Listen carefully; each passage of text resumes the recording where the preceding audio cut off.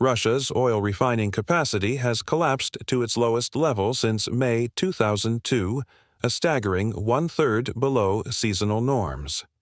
Ukrainian drone strikes have surgically dismantled 14 oil refineries and countless logistics hubs, forcing Moscow to export near-record crude oil volumes because it can no longer process its own petroleum. In the span of just 40 days, Ukraine's security service conducted over 100 successful strikes against strategic Russian targets, from Black Sea warships to Engels Air Base, where a Tu-95MS strategic bomber was destroyed on the tarmac. The Kremlin's war machine is bleeding fuel, and the cracks are beginning to show. To understand why this moment matters, we need to step back. For more than 4 years, Russia has waged a brutal war of attrition against Ukraine. The invasion, which began in February 2022, has claimed tens of thousands of lives and displaced millions. But the character of this conflict has shifted dramatically in recent months. What began as a conventional ground war has evolved into something far more complex, a war of deep strikes, economic warfare, and technological innovation. Russia's strategy has been blunt and relentless. Massive artillery barrages, glide bombs reducing entire Ukrainian cities to rubble, and waves of drones and missiles targeting civilian infrastructure. Moscow has banked on its ability to outlast Ukraine's Western support, betting that time in winter's cold would break Ukrainian resolve. But Ukraine has responded with a strategy of its own, one that targets the very arteries of Russia's war economy. The Institute for the Study of War reports that Ukrainian forces have conducted an intensifying strike campaign against Russian military, logistics, and economic assets. This includes at least 200 strikes against Russian cargo ships and oil tankers in the Black and Azov Seas, and at least 24 oil and gasoline infrastructure objects hit since June. The cumulative effect is now becoming undeniable. Russian businesses are feeling the strain. Russian air defenses are being stretched thin, and the Kremlin is scrambling to respond. Let's get into the hard data. On August 4, 2026, Ukraine's security service, the SBU, announced that its drone operators had conducted over 100 successful strikes against strategic Russian targets since launching their campaign on June 26. This isn't a random statistic. These 100-plus strikes form a coherent, calculated campaign aimed at increasing the cost to Russian President Vladimir Putin of continuing to wage war against Ukraine. The target list reads like a map of Russia's military-industrial complex. Ukrainian drones struck the Yevpatoria aircraft plant in occupied Crimea. They hit airbases at Saki, Gvardiiske, Belbek, and Bahirov. They reached deep into Russian territory, striking Engels Air Base in Saratov Oblast, home to Russia's strategic bomber fleet, and Kanskaya Air Base in the Adygea Republic.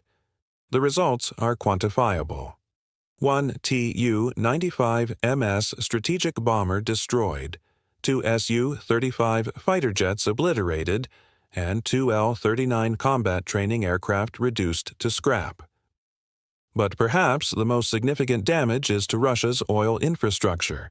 Ukrainian forces have struck 14 Russian oil refineries and other oil infrastructure objects, degrading Russia's refining capacity by at least one-third. To put that in perspective, Russia's crude processing rates averaged just 3.6 million barrels per day in July 2026.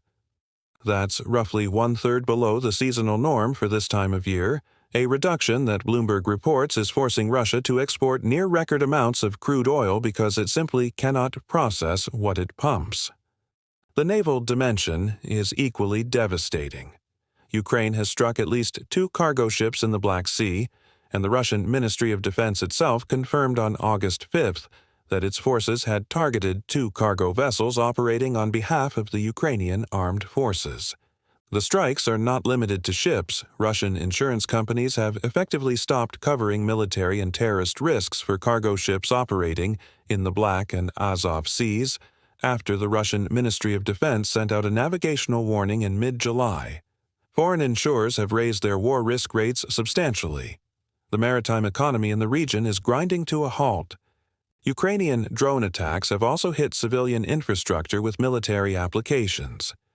At least 19 Wildberries warehouses, the e-commerce giant that Kiev alleges supplies dual-use items to the Russian military, have been struck since July 18th. These warehouses are not just logistics centers, they are nodes in Russia's commercial supply chain. Striking them disrupts both military logistics and civilian commerce, placing pressure on small and medium-sized businesses that have thus far been shielded from the war's economic consequences. The Russian government's own statements confirm the scale of the threat. Moscow Mayor Sergei Sobyanin reported on August 6th that air defense forces shot down 6 Ukrainian drones approaching the capital, adding that roughly 2/3 of all Ukrainian drones targeting Russia are headed for Moscow. Russian air defenses have been scrambling to intercept hundreds of drones. 605 were reportedly shot down in a single night across Russian territory and occupied Crimea. The sheer volume of intercepts suggests a campaign of overwhelming scale, one that is straining Russia's air defense networks. So, what's driving this unprecedented campaign? The strategic logic is twofold. Increase the cost of war for Russia while exposing the vulnerabilities in its defense and economic systems. First, Ukraine is engaging in what military analysts call a suppression and destruction of enemy air defenses campaign, SEAD/DEAD, in military terminology. By forcing Russia to spread its air defense assets thin across thousands of kilometers of territory, from the front lines in Donetsk to the suburbs of Moscow, Ukraine creates gaps in coverage that can be exploited for future strikes. Russia has been forced to pull resources from the front line to defend rear areas, weakening its offensive capabilities in eastern Ukraine. Second, Ukraine is targeting Russia's logistics and command infrastructure. The Institute for the Study of War reports that Russian forces are now preparing for a prolonged offensive against the Ukrainian cities of Sloviansk and Kramatorsk in the Donetsk region. But to set conditions for that offensive, Russia first needs to degrade Ukraine's own supply lines. The ISW notes that Russia is employing a campaign similar to its 2025 operations near Pokrovsk and Huliai-Pol, using drones, missiles, and glide bombs against roads, railways, vehicles, and training areas to isolate Ukrainian troops in the frontline hinterland. The Russians have reportedly received 1,000 Molniya drones in July alone, tasked specifically with attacking Ukrainian logistics around Kramatorsk. A key bridge, the Chervkovsky Bridge over the Kazany-Torres River east of Sloviansk, was severely damaged by a Russian multiple rocket launcher, cutting a vital supply route.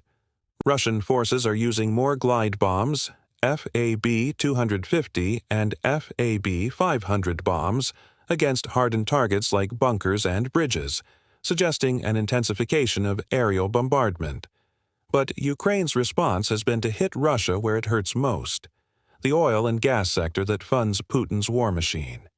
The strikes on refineries are not random acts of destruction. They are calculated blows to the Kremlin's revenue stream. Bloomberg reports that Russia's refining capacity has been cut by 1/3, which means lower fuel production for military vehicles, fewer exports to friendly nations, and reduced tax revenues for the Kremlin. Russian President Vladimir Putin has responded by overhauling his military command structure. On August 5th, Putin announced a major shakeup of Russia's military leadership. He created a new branch of the military, the Unmanned Systems Forces, and appointed Colonel General Denis Lyamin to lead it. This is a significant admission. Russia is formalizing drone warfare as a distinct military function, acknowledging that unmanned systems have become central to the conflict. Putin also replaced key frontline commanders. Colonel General Andrei Ivanayev was appointed to command the Center Group of Forces, tasked with capturing the entirety of the Donetsk region, an operation Putin himself described as critical, and high risk. Lieutenant General Pyotr Bolgarev was given command of the East Group, which has been making aggressive advances in southern Donetsk and Zaporizhzhia, and Colonel General Valery Solichuk, formerly commander of the Center Group, was elevated to Deputy Minister of Defense responsible for logistics, an acknowledgement that supply chain failures have been a critical weakness. These command changes are a sign of desperation. When you replace commanders and restructure the military mid-war, you're admitting that the previous structure wasn't working. Putin's statement that Russia is continuing to perfect the organizational structure of the defense ministry is Kremlin speak for "we are losing, and we need to try something different." The economic strain on Russia is intensifying. High inflation and interest rates are eating away at the foundations of the Russian economy, sapping its growth. The war is now in its 5th year, and the Russian economy is showing unmistakable signs of fatigue. The sanctions regime, while imperfect, is beginning to bite. Britain has announced new sanctions against 6 Russian banks, 6 ships, and an India-based vessel management company. This is part of an ongoing pressure campaign that has already seen sanctions imposed on more than 3,200 individuals, companies, and ships since the invasion began.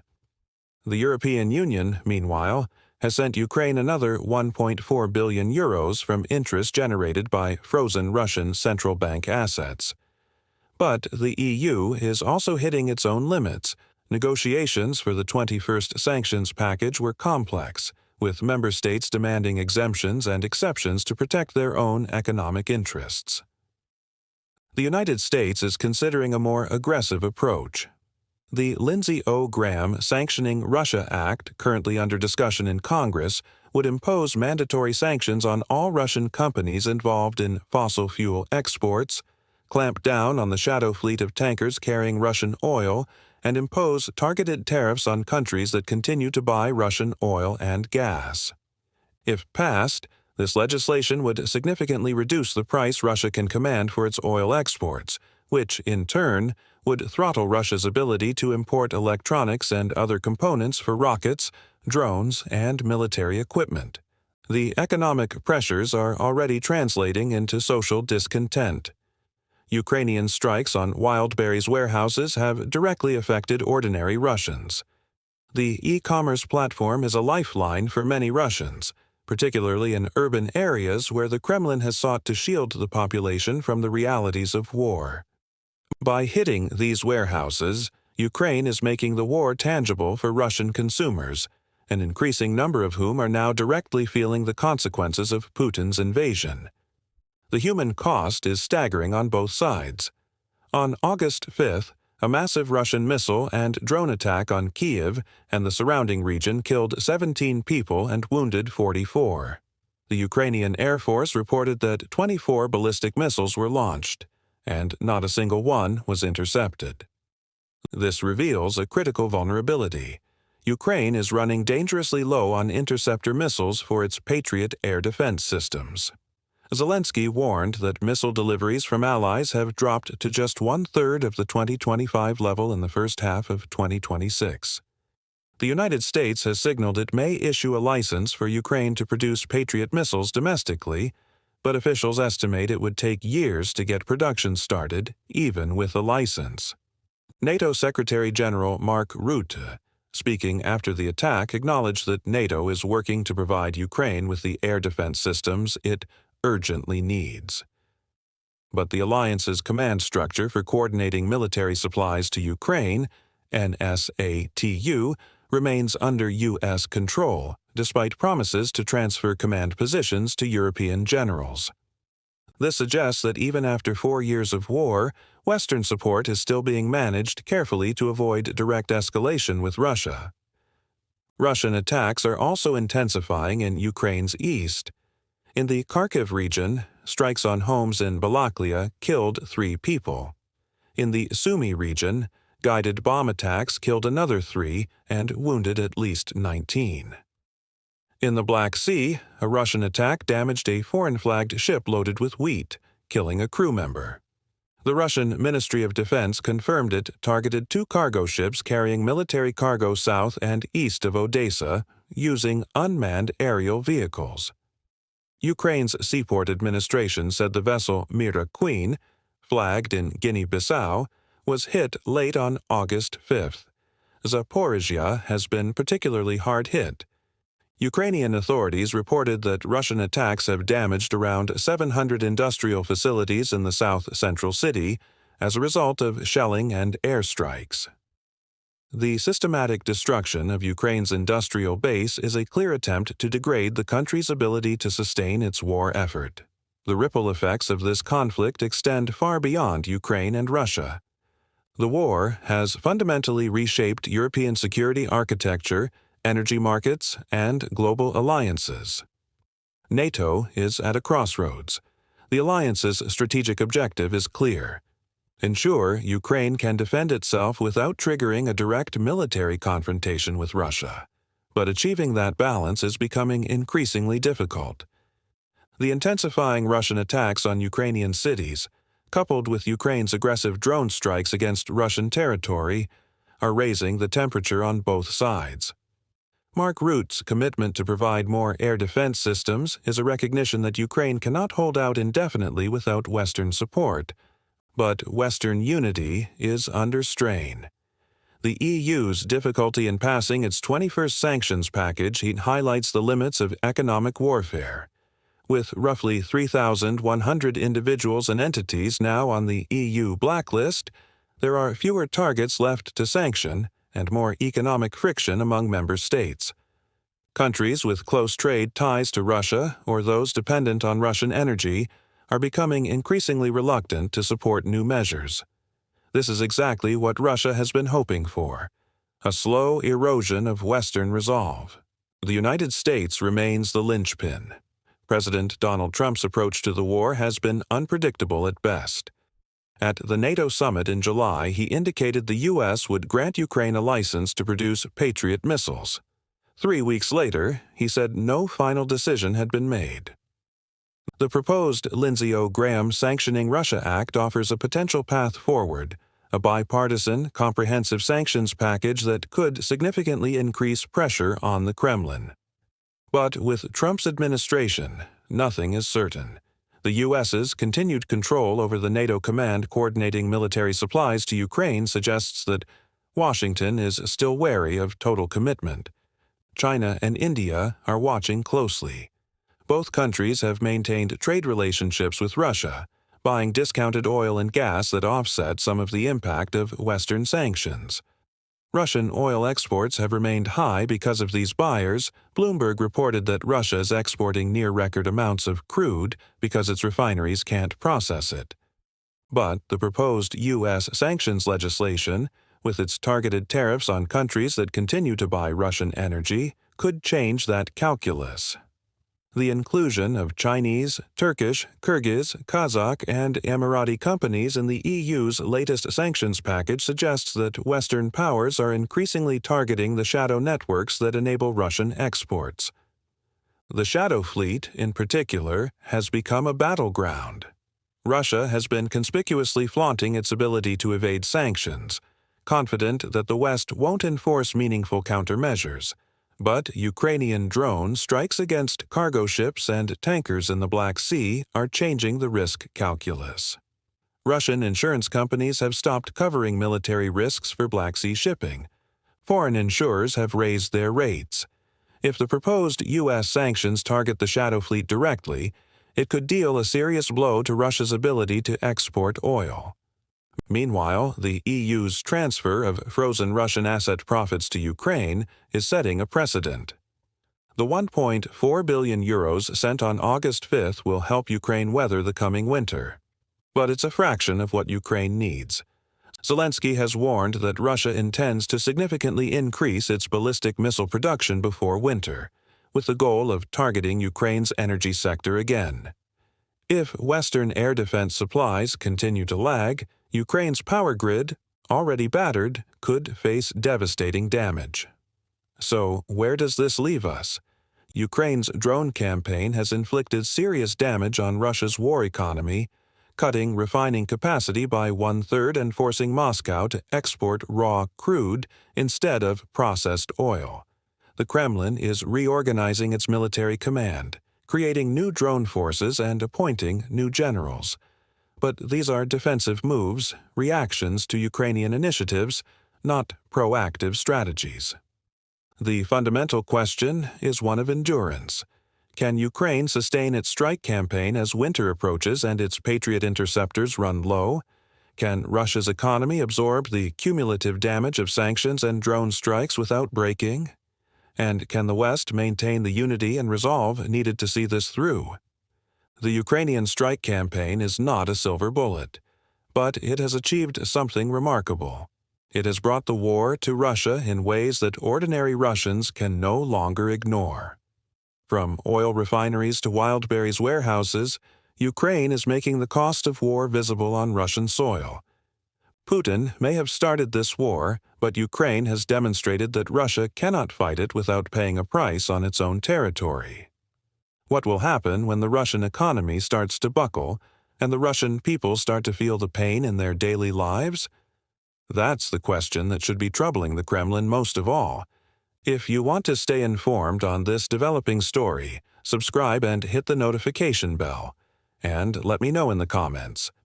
Do you think Ukraine's drone campaign will force Putin to change course? Or will Russia simply absorb the damage and continue its grinding offensive?